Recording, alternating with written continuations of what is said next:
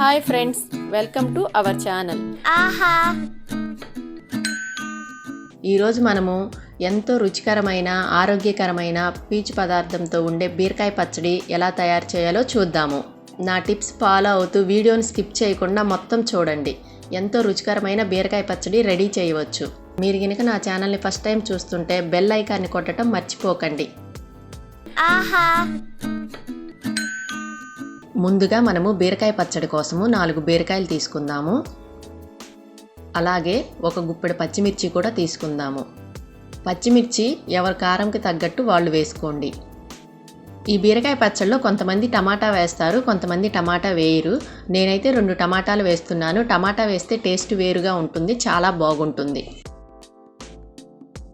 తర్వాత బీరకాయ పైన చెక్కు తీసి మనము చిన్న ముక్కలుగా కట్ చేసుకుందాం. చెక్కు తీసుకొని చిన్న ముక్కలుగా కట్ చేసుకుందాము.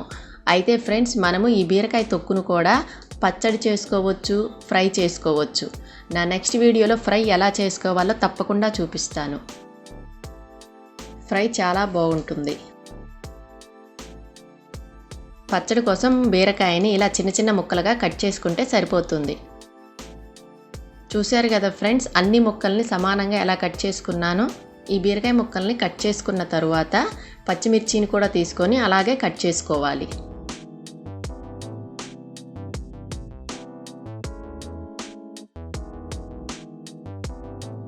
కట్ చేసుకున్న తర్వాత స్టవ్ వెలిగించి బీరకాయ పచ్చిమిర్చి ముక్కల్ని వేసుకున్న తరువాత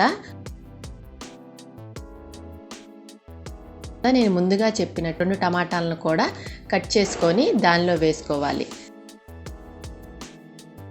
దానిలో కొంచెం ఆయిల్ వేసి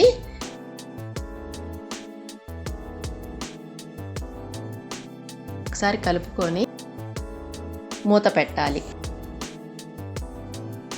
ఫ్రెండ్స్, ఇప్పుడు ఒకసారి మనం మూత తీసి చూసుకుందాము.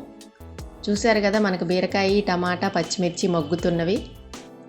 అది ఆయిల్ ఇడిచేంత వరకు మగ్గ పెట్టాలి. మూత తీసిన తర్వాత మరొకసారి కలుపుకొని చింతపండు పసుపు వేసుకొని మరొకసారి కలపెట్టాలి. ఎందుకంటే చింతపండు కూడా అందులో మగ్గిపోతుంది కాబట్టి ఆ వేడికి కొంచెం కలబడితే మగ్గిపోతుంది. దీంట్లోనే కొంచెం జీలకర్ర కూడా వేసుకోవాలి. చూశారు కదా ఫ్రెండ్స్, మనకి టమాటా పచ్చిమిర్చి బీరకాయ బాగా మగ్గిపోయినవి. ఇవి ఆరిపోయేంత వరకు వెయిట్ చేసి ఒక మిక్సీ జార్లోకి తీసుకుందాము.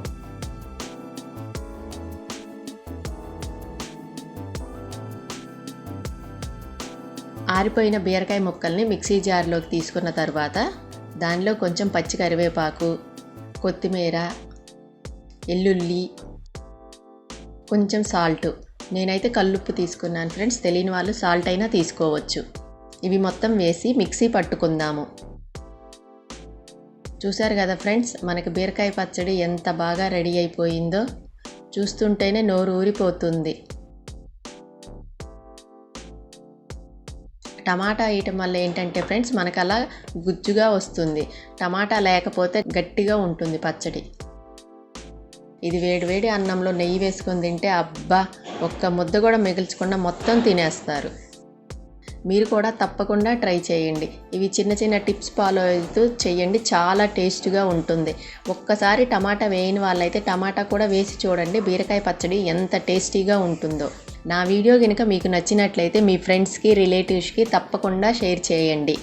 నా వీడియో కనుక మీరు మొదటిసారి చూస్తున్నట్టే బెల్ ఐకాన్ని కొట్టడం మర్చిపోకండి. Please subscribe my channel. Thank you friends. Bye bye. ఆహా.